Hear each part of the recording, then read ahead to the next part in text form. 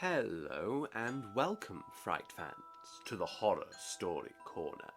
And today we are celebrating because the channel has reached its first milestone of 100 subscribers.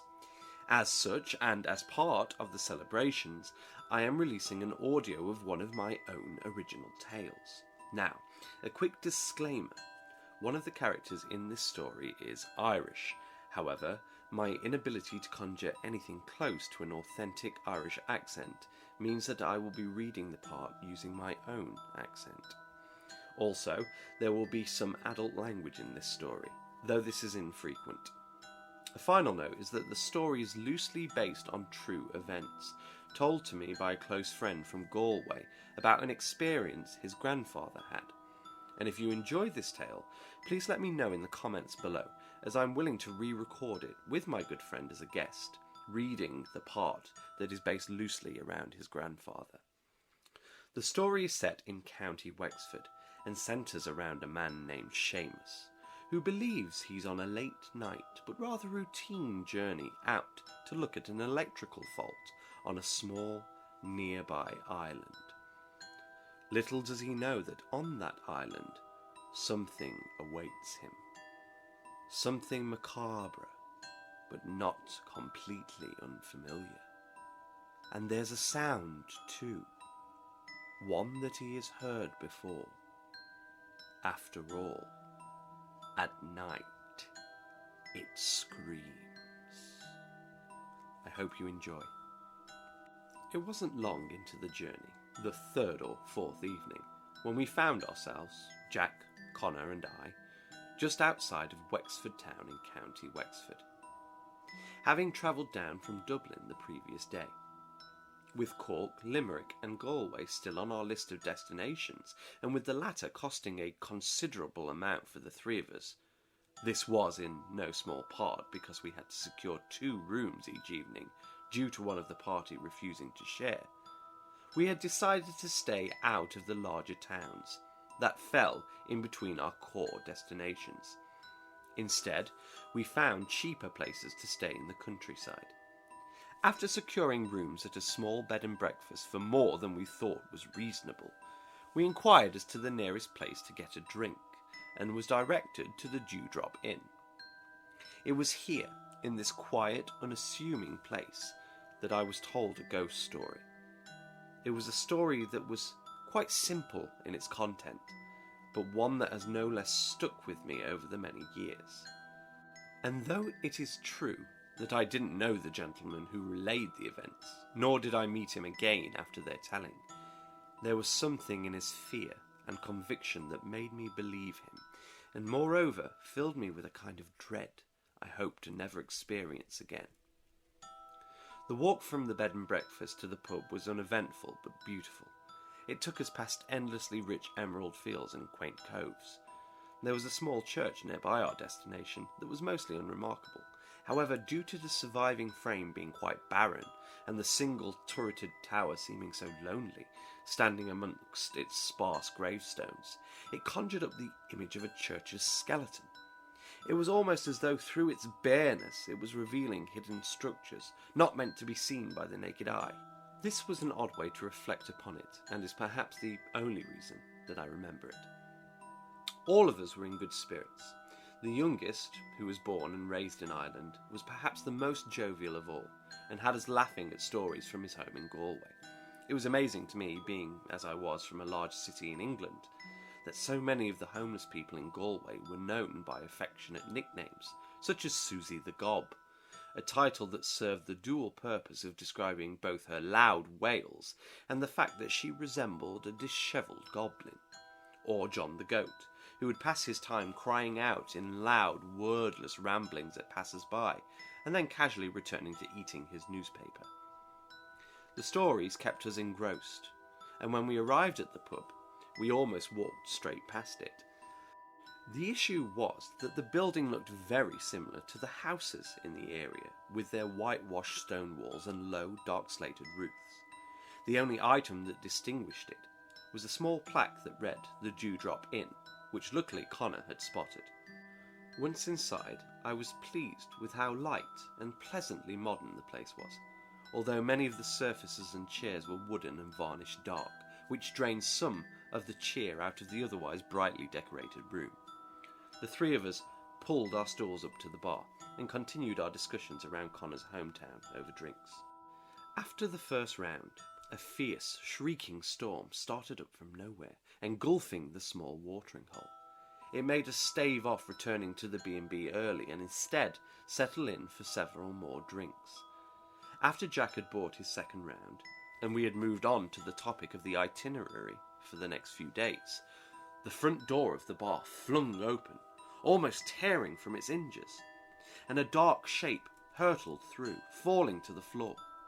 My immediate response was to help, and I picked the weary-looking traveller up, placing him on a stool a little distance from my companions and I. The old man was visibly trembling and feebly attempting to draw steady breaths. He was drenched from the storm and was making strange, low, muttering sounds that were impossible to decipher. I thought he may be drunk, but there was no discernible odour of alcohol about him. After considering an attempt to strike up conversation, I instead decided to move back over to my seat and settled on observing him. Every now and then he would pause in his mumbles, take a sudden, alarmed look behind himself towards the door, and place his hands tightly over his ears. Then he would lower his hands and return to mumbling. This continued for several cycles before he started to calm, and slowly he began to form actual speech. Finally, I turned towards him and asked loud but kindly if he was all right. He paused completely then and looked up at me. His eyes were a stormy blue, and there was an emotion to them that I had never seen before, a kind of pitiful sadness, and then something altogether worse but harder to place. He looked over his shoulder again, with his hands hovering close to his ears, and then turned back towards me. "A drink, son," he uttered, in a hoarse and fractured voice. "Whiskey'll do it." There are many strong accents in Ireland that, through the fear and madness this man displayed, would have been rendered unintelligible to my understanding. However, his was softer, akin to the region of Galway, and therefore easier for me, an Englishman, to comprehend. I ordered him a Jameson without any further inquisition and allowed him to drink it silently and in peace. He ordered another after draining the glass, and I noticed that whilst his shudder began to quell and his raspy breathing began to ease, he continued to look behind himself, and each time he did, he brought his hands towards his ears. Eventually, this too became infrequent, and then the man stared blankly forward, soundless and with unblinking, tearing eyes. "Are you okay?" I repeated later, leaving my companions and moving to stand beside him. The man didn't flinch. He didn't remove his gaze from the nothingness that he stared towards. "James is my name. From England. Birmingham. How about you?" "Fethard," he stated, dazed. He took another sip of his drink. "Just across the way there." And to punctuate his speech, he cocked his head to the right-hand side and gave a little nod. "If you don't mind me asking," I approached steadily and with caution, "what happened earlier? You seemed shaken." The old man's gaze switched over to meet mine, and the swirling blue of his frosty eyes bit at my question.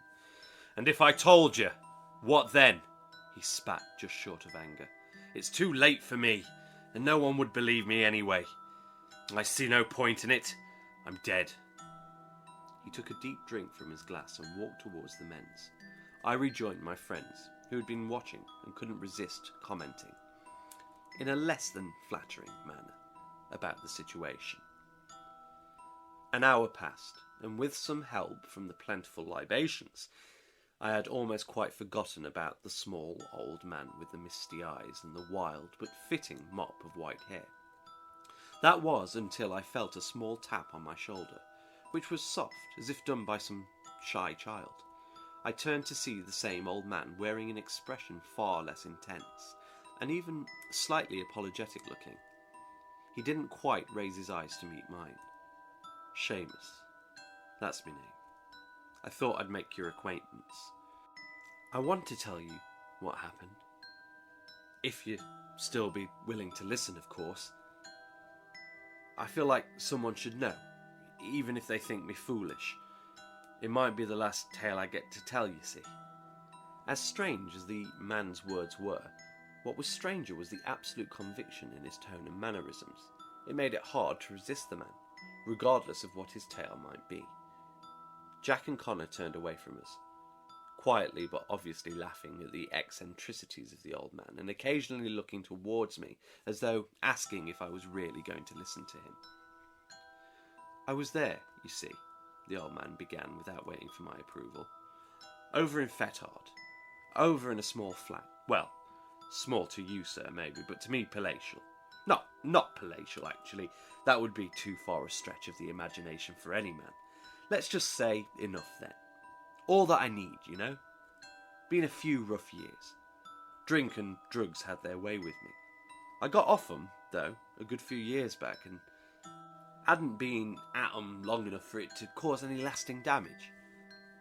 I took a sideways glance towards his whiskey, and he noticed.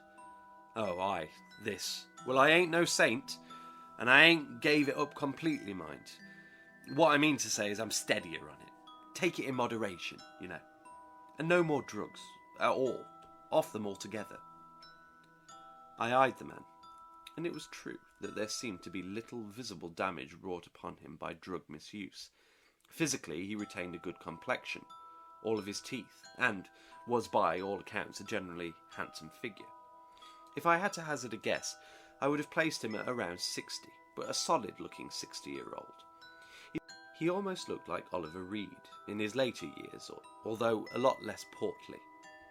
So, as I say, the place is everything to me after some troubled years, and I have a good job again doing what I love. Sláinte! A crowd cheered in the background, which caused the man to topple from his seat, grasp at his ears, and to shrivel down to his knees. I met him low and told him it was just a toast, offering a sympathetic tone. Somewhat embarrassed, he stood, and I walked him back over to his stool at the bar. After looking around for himself, he continued. Sorry about that, son, he said. Anyway, as I was saying, I'm an electrician, you know. Always been good with me hands, there, and been trained for many years. Well, there was no call for me a few years back, but it looks like the workforce has dwindled, so I was able to get me sent a nice job in me place, the one over in Fetard. I nodded to show I was still listening, not wanting him to be interrupted or to lose his train of thought, and slowly tugged at a nearby stool, sensing the story may take more than a few minutes. So I'm sitting down to some food, nothing fancy, just a bit of fresh chowder and a hunk of soda bread, a little of the black stuff to help it all digest, you know. Again, not chasing the bottom of a glass like in the old days, but pacing and doing it for leisure.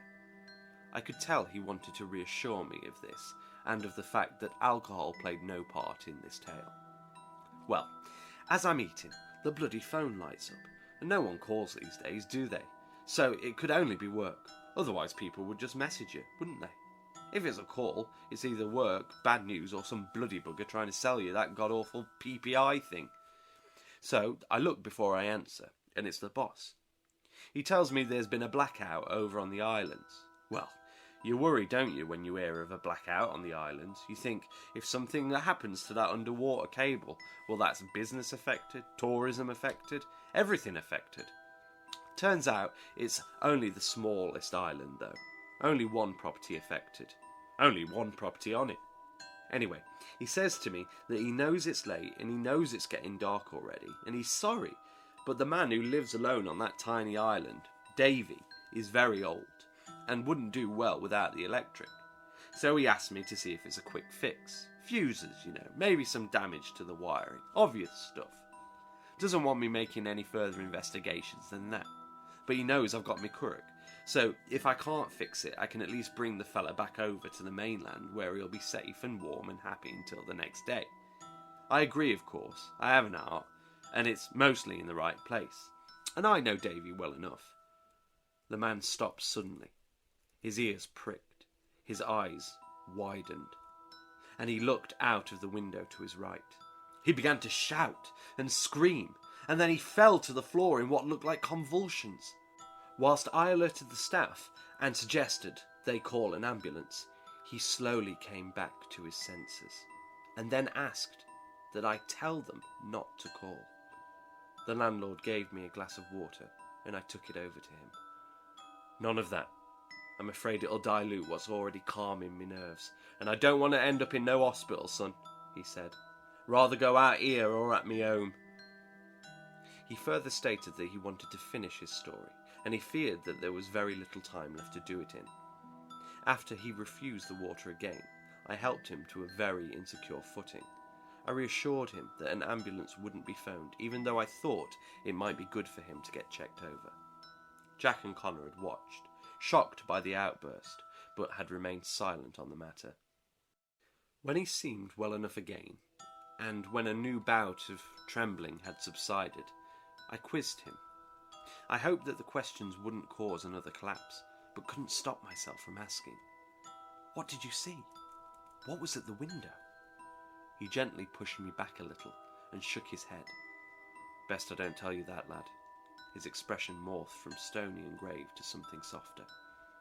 "I wouldn't want you to go looking for or spotting what I'm seeing. Besides, I need to finish my story first anyway." On my suggestion, we moved over to the end of the bar that was furthest away from the window, although it was still visible from certain positions. I decided to help him into a corner booth, as the seating was more supportive in case he should have another episode.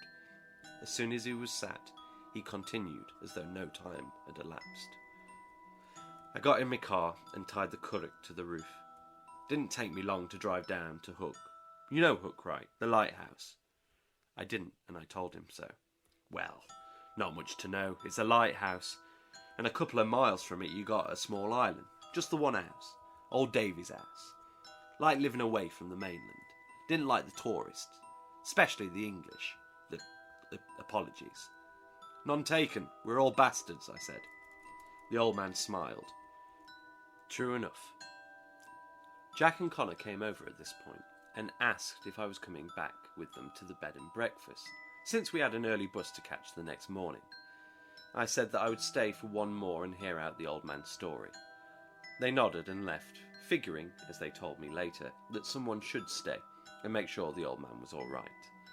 The bar was getting quieter now, and the old man noticed. He looked around with a smaller amount of the same fear that I had initially seen in him, and began to speak at a quicker pace. "So, away I go in the little currach. It's a still night, so no real trouble out there. No large waves and no wind to take me off my course. Been on much rougher, too rough, and I wouldn't have gone. Could have sent a younger man if that was the case. But at double pay, I was glad he called me. Plus I wanted to check on old Davy, make sure he hadn't gotten himself into any kind of mischief. Even on a mild night, as it were, someone of his age could come down with a bad dose, and a young un might have made bags of the situation. So really, it was best all round that I go.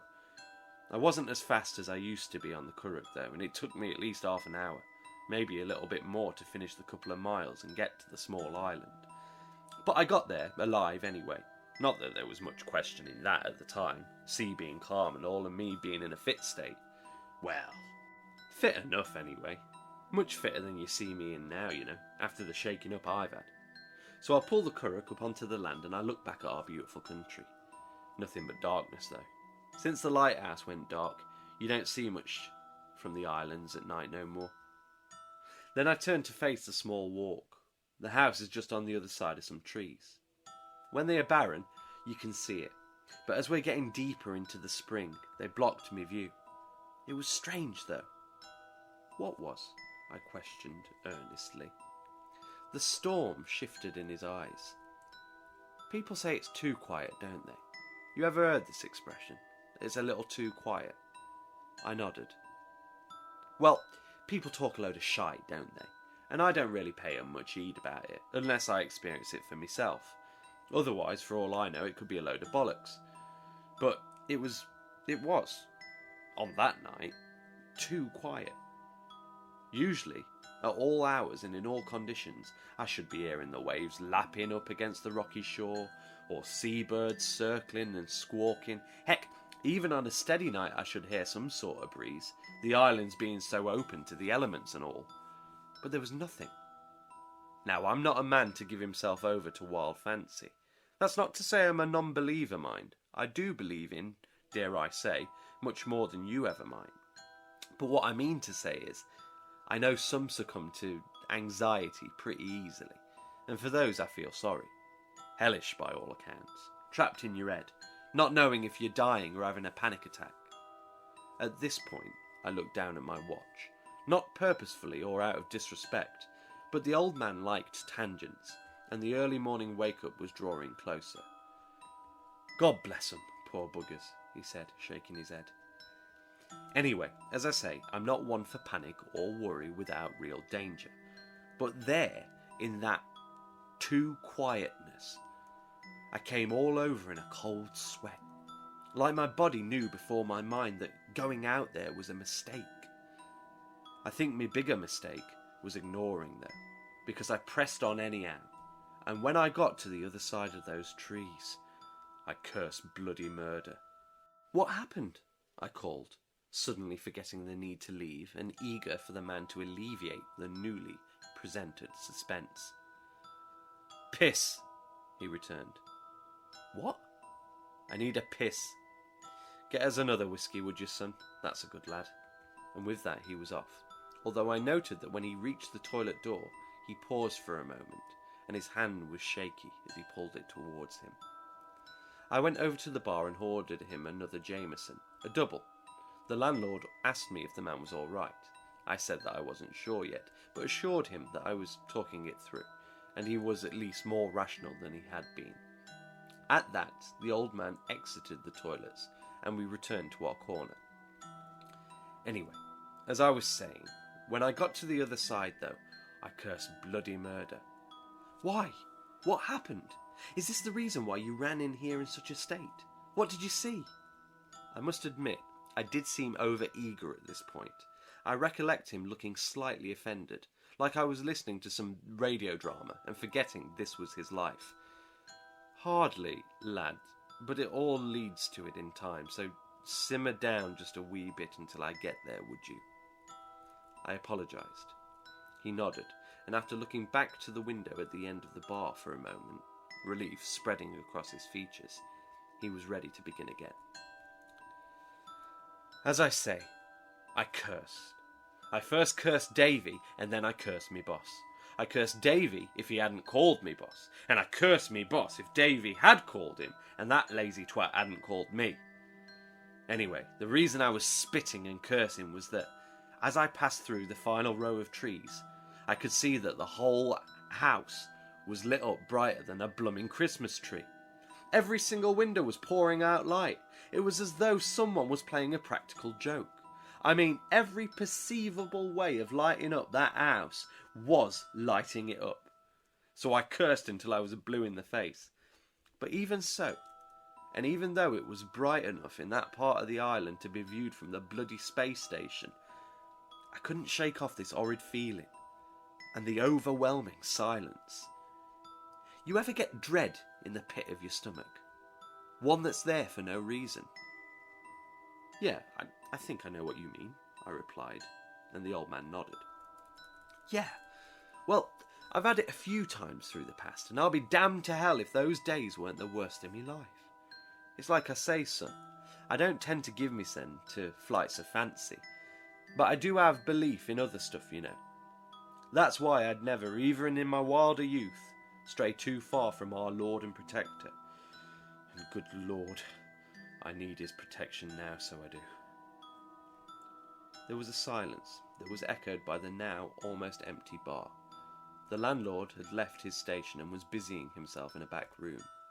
Besides ourselves, there was only one old couple. They were sitting opposite each other at a small, round oak table. Their faces were nothing but lines, and I wondered if looking that old could actually hurt. They were silent too, and judging by the distance placed between them, I assumed the silence extended much longer than on this one particular evening. So, I had this feeling then, and I couldn't shake it, the old man continued.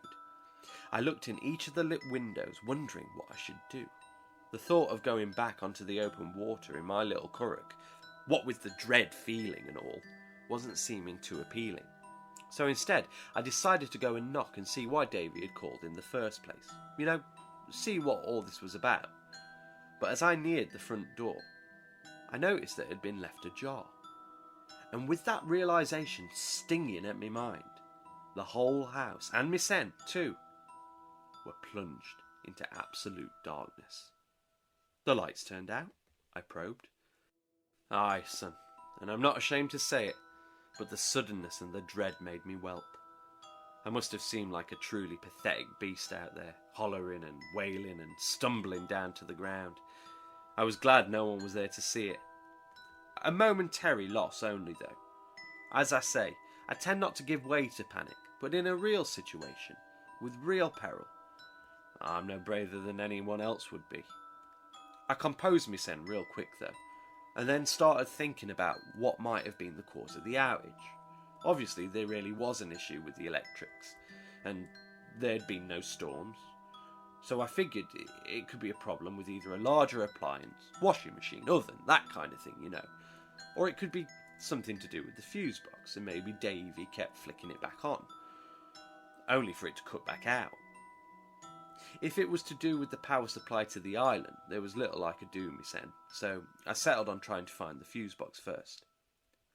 So, sorry, to clarify, I said, it was pitch black, you were on an island, you'd seen that the door to the only house around was ajar, you were completely by yourself, and you were still thinking about how the electricity had shut off.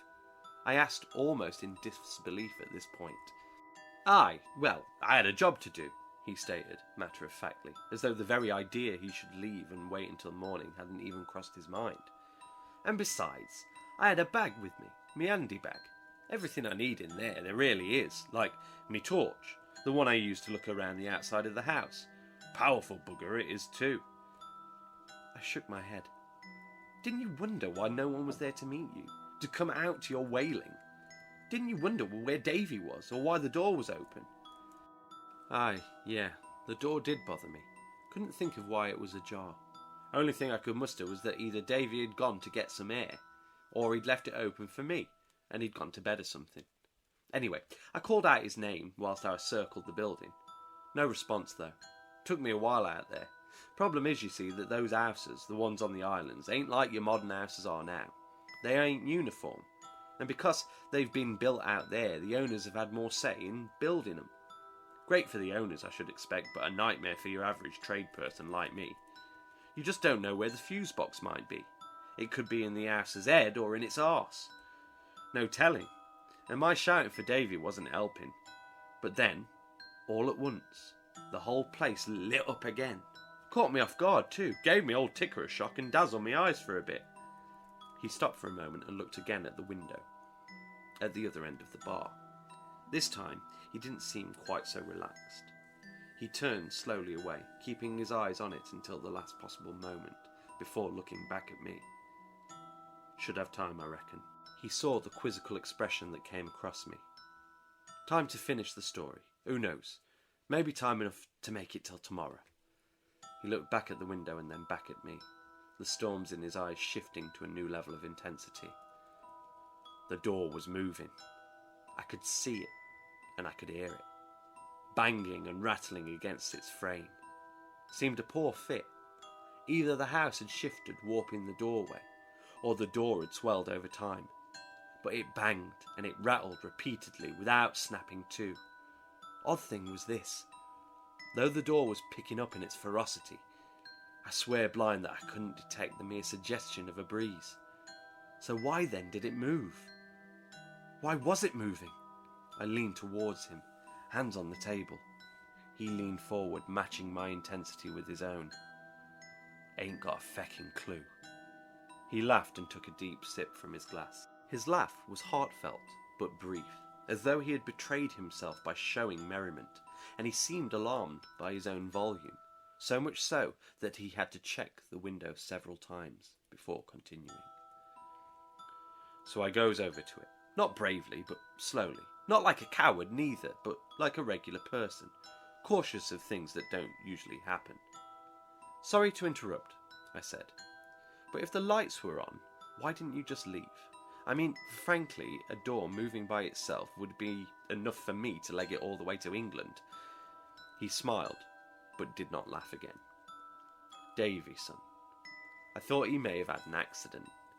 Maybe it was him shoving at the door, trying to get me attention. The fact that he hadn't responded to my shouting through an open door into a relatively small house meant that something wasn't right with him. Remember, his well-being, and let's be fair, the pay, were the reasons I went out in the first place. I wasn't going to get all that way and not check on him now, was I? So I went up to the door and I swear, it starts rattling more. And it changes too. It's not hitting the frame anymore, but it's stuck in one place and shaking, rattling, shaking. And the rusty screws pull against the wood, making this god-awful screech. And then, just as I'm thinking maybe I ought to turn back, nothing. Silence. And we are right back to too quiet. "Was Davy by the door? Could you see him?" I asked. "Nothing, son. And after calling his name loudly through the doorway and hearing nothing back but that accursed silence, I started to worry for his safety. Still, I was hoping nothing had happened, and that he was just, acting the maggot." "Asking the maggot?" My eyebrows drew up into an inquiry. "Sorry, messing around, playing the fool." "Oh, sorry," I said, not really knowing why I apologised other than out of politeness. "So, I think for a moment, either the door's been left open for me, or there's been some trouble and that's why it's open. Either way, I should enter, right? Ain't no trespassing or nothing. It's for Davy's own good, and he'd see that. So I step inside. Now, this ain't no hobbit cave like you're probably sat there imagining. To have your own place on your own island, you've got to have some considerable money behind you, and Davy had taste. His taste was younger than his years too, and the place was beautifully modern inside. Too modern for me. I'm stuck in an era of floral patterns, deep browns and heavy oranges, I'm afraid. But it was what was popular when I was younger, That's how the movies and TV shows did up their asses, so that's how we did up ours. Me wife and me, before, well, just before. And it's how I still do it now. What you think of as modern today will probably be what you keep into your 60s and 70s, and some young folk at the time will call it outdated. Comes around though, doesn't it? I see so many shops these days sprouting up, calling themselves vintage or retro. Comes around and then goes out. How it is. But we each get stuck in a period. Not Davy though. He liked to keep it new, keep it fresh. It would impress the young men he used to entertain, I expect. Make him seem younger and more relatable to them, "Davy's gay?" I asked ignorantly, expecting anyone from these parts to be a stoic farmer type, or someone for whom repression of any and all desires is a key part of their existence. "Oh, aye. Well, I mean, I can't say completely, but he's always preferred the affections and company of young men. Surprised he'd ring for an old fool like me to go out there and help him." The old man cast me a wry smile. So, I go in, and as I do, the strangest thing, the door closes behind me. Now, I'm not talking your scary movie slam. I mean your real life could be something natural, slow creak to a close. And I couldn't help but watch it. I was, what's the word? Something, I think. Like hypnotised. Transfixed, I offered. Aye, transfixed, that's it. And I didn't snap out of it until it's fully closed. I don't know what it was, but this feeling of dread was getting worse, almost painful by this point, and I felt a mighty bit sick. So I turned from the door and looked at the familiar stuff that was around. From the hall, you could see the large kitchen and living area. Kitchen had one of them islands, with an electric hob and wine storage. Lovely. Couldn't fit that in my kitchen. Can barely fit my sen in it. Microwave takes up half the counter. Still, lucky, based on my choices to have a roof over my head. What choices? I couldn't resist asking, and he paused. I could see that he was searching his own mind for the right words or scanning through memories. He looked at me sternly. Drugs, lad. I told you that already. Drugs. Cocaine, amongst others. At that, he pulled down his white, wrinkled shirt sleeves, hiding scars. Lost the family. Lost the home. Lived out there for a bit on the street, you know. But don't let it colour your view of me. I was never a liar. I never hid it, if I was asked straight on it. And I ain't touched it in a long time. It ain't the cause of this story. Not knowing this man, it would have been easy to cast off this recount as an affliction of some lasting mental effects of the drug misuse that he had admitted to. But there was something of earnest, something of absolute truth and beauty about his... what was it? Eyes? There was something that made everything he stated sound and strike me as wholly genuine. Anyway, the drugs and the street are another story, and if that story's for anyone, I'm afraid it's not for you, lad. I didn't say anything, nor did my features, and instead I just waited for him to continue. The lights cut out again, and I couldn't figure it. Nothing was running. In the silence I would have heard it. I doubted it'd be the fuse box because I couldn't think of nothing that might have shorted it. And even if it had been shorted, then who was turning the lights back on? It had to be the power to the island or something to do with the wiring outside of the house, I reckoned. But I thought I'd check on the fuses nevertheless. Now, it was a trait of the houses on the other islands to have the boxes, if not outside, up in the attic or in the utility rooms. Out of the way with the storage, you see. I figured this might be the case here too. The place was well put together, pristine you might say, and any ugly detail as to how an house really functions below all the finery would be hidden away. So I took my torch and took a cursory look around downstairs. I found a small room with a washer and a dryer but no fuse box, so I made my way up the stairs with a view of going up into the attic. Reaching the top, I scanned the landing with the torch, and that's when I thought I saw something. Around the frame of the furthest door. Fingers. My initial holy shits turned to shouts, because I thought it was Davy, you see. Strange thing though, as soon as I'd spotted him, the fingers, and looking awfully pale too, I might say, they whipped themselves out of sight. I watched the same spot for a time, but I didn't see him again. You didn't run! I would honestly be crapping myself. Why didn't you get out? He could see the disbelief filling me again and took a moment to explain. Look, of course, listening to all this, it's very well to say run and get out, but honestly, you don't know what you're going to think or how you'll react until you're in it for your scent. All I knew was that Davy had rang. I knew Davy personally, and I reckoned it was him needing me help. Now, had I known any more at this point, or had I known anything beyond the dread in my stomach, well, of course I would have fled. And when I realised too late what it actually was in that house, I did flee, tail between my legs and as fast as my arms would row. But as yet, I still thought I was there to help, you know. That's why I didn't run. As for the paleness in the fingers, well, that only made me reckon Davy was more ill than I imagined. What he said made sense, I supposed.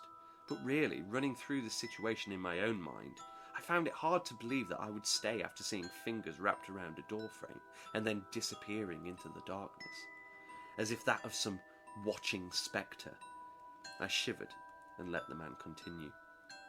So, I turned the corner into the furthest room. Spare it was, and only a small one at that. I cast my torch around, but it's the damnedest thing. There's no one in there. Then I get this feeling. This horrible feeling of being watched from above. And though, as I say, I don't take much notice of wild fancy, I get this real strong feeling something is above me, in the corner of the room, and I slowly bring my torchlight up to it. What was there? I couldn't help but call out. Nah, nothing. Load of bollocks. I was just being afraid of the dark. And although I could have sworn I saw those fingers, I started telling myself that it was only the shadows dancing in the torchlight and these old eyes starting the tricks of age. Told myself it could have been floaters. So I leave the room and I get back into the hallway. I point my torch up and I see the way into the loft. Only a small little square, but big enough for an adult, or at least an adult that hasn't been indulging in too many drops of the black stuff. I also spot a long stick with a hook at the end, propped up in one of the corners of the all. No doubt Davy used it to open the loft hatch and pull down the folding ladders. Now, don't get me wrong, I hadn't given up that Davy might be somewhere in the house, and as I was doing all this, I kept calling out his name at points. But there was no return on me calls, you see, and I figured that it would be better to search if I could see what I was doing. So I opened up the hatch and I pulled down the ladder. Then I made me way up into the attic. No sooner was I up there when the old house flooded with light again. Gave me a start, but only a small one. The old man paused and looked hard at his remaining whiskey. He looked back at me. Top me up, would you, lad? This next part's going to be hard to get through, and I fear the whiskey ain't. I replenished his glass and bought myself one for good measure. Then I returned to the table. Just take your time, I said. There's no need to rush. At this, he almost chortled, but instead he took a quick glance over at the window and then took a deep draught. I took a look over too, and couldn't help myself from imagining cold, pale fingers wrapping around the frame of the window. I almost gave myself chills. The next thing I knew, boy, was pain. All-consuming, maddening pain. It felt like I'd been struck around the head by something heavy. Heavy enough to kill a man. But there was no strike. I hadn't been hit. It was a scream. A deafening, eardrum-shattering wail. So powerful and so diabolical it was that it sent me head swirling, and all I knew was searing agony. Made me want to be sick. As the pain subsided, lad, it was replaced, at first by a stronger dread than I've ever felt, and then unparalleled fear, for I knew the scream. I'd heard it before. The man began biting at his thumbnails and rubbing his fingers hard at his eye sockets as he did. It looked like he was trying to push his fingers right into his brain and scrub away at the memories. You'd heard it before? He kept his eyes tightly closed. Aye, on the Aran Islands.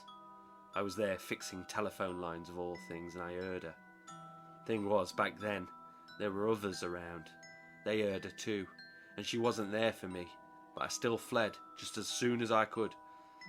There's only one creature on the whole of this earth that makes a sound like that. Like what? I pressed. I can't describe it, son. It's like an emotion. All of the most dreadful emotions you can muster, wrapped up into a sound that pulls at your very soul. Words have no mastery of it. You can only know if you hear it, and I pray to our God for your soul that you never have to. What was it? I pressed again. Banshee. His eyes burst open, alight with terror. Banshee, son. And you know what they say about banshees, don't you? I can't say that I do, and my tone betrayed me at this point, for when he named it, when he actually gave a name to the subject of his supernatural recount, I found it just a little too magnificent to believe. He spotted it right away, and was flushed with an abrupt rage. "To hell with you then!" he bellowed, almost knocking the table as he stood. "I needn't finish. I can see I've left very little of an impression on you. Too ignorant and too close-minded." "Wait," I said, feeling apologetic, but not knowing how to react. Surely, I remember thinking, he couldn't expect me to just believe in so wild a tale. And yet, what harm was there in going along with it, being swept in by it, if it would appease the old man and give him some comfort? Please, wait. It's not that I don't believe you, it's just... Come on. I've never seen the slightest hint of the supernatural. It's just hard to take in, is all. The old man snapped out of his fury with a sudden look of alarm. He turned back to face the window, as if checking if his outburst had given him away to whatever he believed lurked out there. "Sorry, lad. I just don't want you to think of me as a rambling fool," he said, lowering himself back to his seat, but keeping his eyes fixed on the window until I spoke again. "Well, no matter what you say, I don't think that." "Thank you," he smiled, and it was about as heartfelt as I felt he could summon. "So, banshees, what do they say about them?" I asked. He took a deep breath. "They say if you see a banshee, it means certain death." After he said this, he took on a new visage, one I hadn't seen before, one of tiredness, resignation and defeat. "As I said, I had heard the one on the Aran Islands. But that is the distinction. Herder, you see. Herder. You can hear a banshee and flee with your life, long as you don't look at them. But hearing the scream alone is terrible enough. I wish I could make you understand the horror of that cry, and yet I wish with all my heart that you never have to. When I heard it in that attic, I was trembling, much like I was trembling when I first passed through these here doors. I ain't ashamed to say it, but I was crying. I was scared, son. But I remembered, you see, I remembered my own grandpappy telling me that if you see a banshee, if you see it, it means certain death. And that was me hope. The lights were on now, so I knew what I had to do. "What?" I demanded, again becoming consumed by his words. "I had to make it out of the house and back to my curragh. Heck, I might have had to make it all the way back to the mainland, with me eyes closed. Long as me eyes stayed closed, I couldn't see her, and I thought, at that point, that I may have just outsmarted her. So I closed me eyes, and I tried to leave. It was about that time that the storm kicked up. Oh, nothing too large, but not forecast and odd, you know. Howling wind, some heavy rain, but from nowhere and filling the house with haunting, hollow sounds that echoed around me.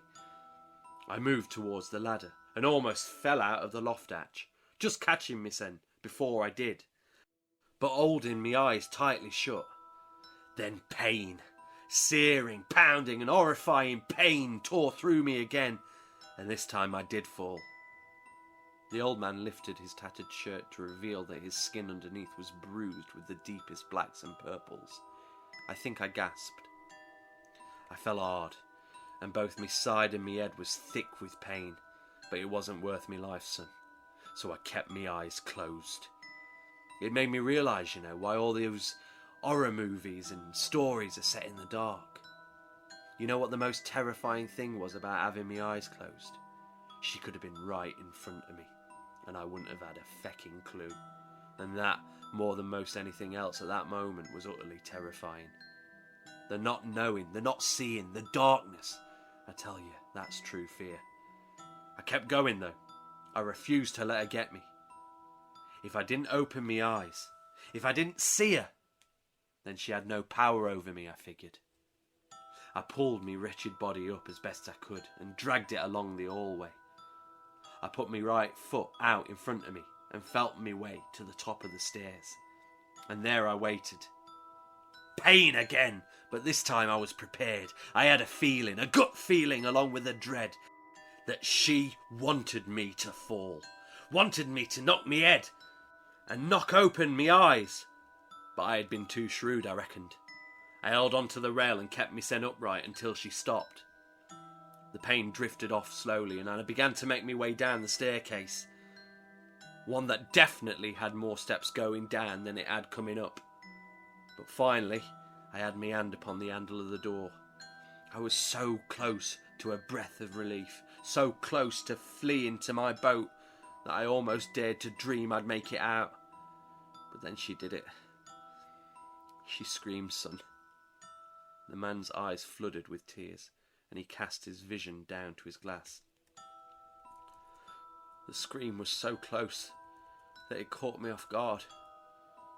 So close I could feel her breath in me ear, and I couldn't help it. Oh, I begged me body not to do it. I begged God not to let it happen, but it was like the sound alone was peeling back my eyelids. They sprang open, and I was a fecking dead man. There she was, almost floating above me and looking down at me poor doomed spirit. Her eyes were dark and vacuous, except for two luminous orbs that seemed to float in the dark oval eternities. Her mouth was just as vacuous as her eyes, but wider, studded all round with sharp, pointed rows of teeth. And although there was barely a shape to it beyond emptiness, there came this feeling that she was giving me a sickening smile. Her skin was taut around thin muscle, and the flesh was of a bluish tinge. I recognised her long, bony fingers from the door frame, but they seemed more skeletal than I had remembered. She had no fingernails, and the flesh at the end oozed with dark liquid. But none of this was the worst of what she was. The worst was knowing that taking in any vision of this accursed creature was looking at my own death. She reached towards me, and my body became stone, petrified. I managed to close my eyes again, but it was too late. I couldn't unsee what I'd seen, and then, I shouted, but the old man didn't even flinch. He didn't seem to even notice I was there anymore. He took another sip of Jameson and blankly continued. She took off my shirt. Softly. Softest and gentlest touch you've ever felt. Like a mocking pity. And then came the sounds of splashing water. I opened my eyes, searching out the sound. I'd seen her after all. The only reason I'd closed them was to shut out some of the horror. But I wanted to see if I was right about why she'd taken my shirt. And I was. Bean-nighe. They say they wash the clothes of those about to die, and she washed mine. Once finished, she put it into the sink and moved out of the room, leaving me alone on the floor. Then what? Then what happened? I shouted more forcefully, and this roused him enough to look up at me. What then? Then I had to leave. I had to spend the next hour alone in the darkness waiting to die, thinking I'd never see life again, never again talk to someone else. She left me alone, and I fled. I could see him there, in my mind's eye, and imagined how utterly terrible it must have been for this man. Reality or not, he believed he had seen these things, and the suffocating fear he would have felt must have been unbearable. First was the terror of making it across the tiny island, constantly looking over his shoulder, every second wondering if he would make it to his boat alive. Then, in the thick darkness and pouring rain, he had to row alone for over 30 minutes, with his eyes fixed on the island, every moment expecting the beast to emerge from the shadows, to grasp him and to swallow him whole. When he made it to the land, there was the sheer vulnerability he must have had to endure before fumbling out his car keys, wondering if his delay and manic attempts to place them into the slot brought the thing closer, brought his death closer. Finally, there was the drive up the darkened road towards the pub, and, no doubt, he would have been peering constantly in the rear view mirror, waiting for her skeletal hands to reach up from the darkness of the back seat and throttle him in his chair. Even the run from the car to the bar door must have felt like an ordeal without end. The horror of it all was not just in the viewing of the creature, but in every moment he had spent alone since. And, just as I was about to console myself by the thought that at least now he was warm and amongst company, his eyes began to widen. He rose from the corner bench, stepping forwards, and pointed madly, his face drained of all the colour that had been slowly returning to him. "No! I'm not ready!" he howled, looking out of that small dark window, and for a moment, caught up in the hysteria and drama of this strange evening, I thought, for the faintest flickering of a second, that I glimpsed something wavy, silvery and smoke-like, and then a flash of two glowing orbs, almost eyes. "Begone, she-devil! I call out your name, Banshee! I call out your name, Bean-nighe! And with these I command you to depart! You'll not have me! I am strong and I ain't ready, so with your name I cast you out! With the names of Jesus Christ and the Holy Father, God himself, I cast you out! I am protected by the Lord, and by the Holy Spirit, and by Jesus Christ! My soul resides with them, and I am protected. You will not have me. You will not have my life. You will not have me! He stopped, barely drawing breath, and stared for a long time at the gathering gloom. His eyes remained fixed and unblinking for many more minutes before he began to utter the words. I think that worked. I think... But he was cut off by his own manic and blood-curdling screams. Screams I had never before, nor never since, heard another human make. She's inside. She has me. I can't escape. She's death. She proclaims death. She brings my death. And holds it out to me in her blue, withered hands. I'm dead. I could do nothing but stare at the old man in horror. Can you not feel her breath at your neck? Can you not perceive the cascading wires of hair that brushes at your arms? Can you not feel that skeletal hand that reaches right through your chest? For God's sakes, man, she's behind you! I turned immediately, and though I both perceived nothing nor saw nothing, I was shaken, and my body became chilled all over, bursting into gooseflesh. When I turned back to face the old man, which I did slowly and with an immovable caution, he was gone. The only trace of him left being a half-finished whiskey and the slight movement of the front door closing to. I did not dare walk back to the bed and breakfast that evening, and instead had the landlord call me a taxi. It had to come over from Wexford town, and it wasn't cheap.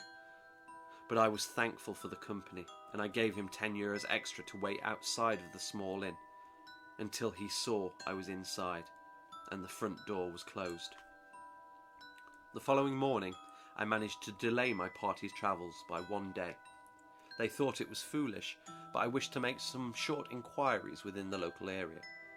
After speaking with folks around Templetown, Fetard, and some of the other small regions of County Wexford, I gathered the following.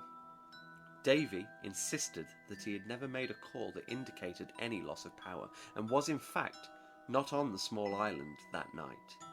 Instead, he was drinking and staying with a friend on the mainland. The old man's boss, Arthur, swore blind that it was Davy that had called, and couldn't possibly have been someone posing as him.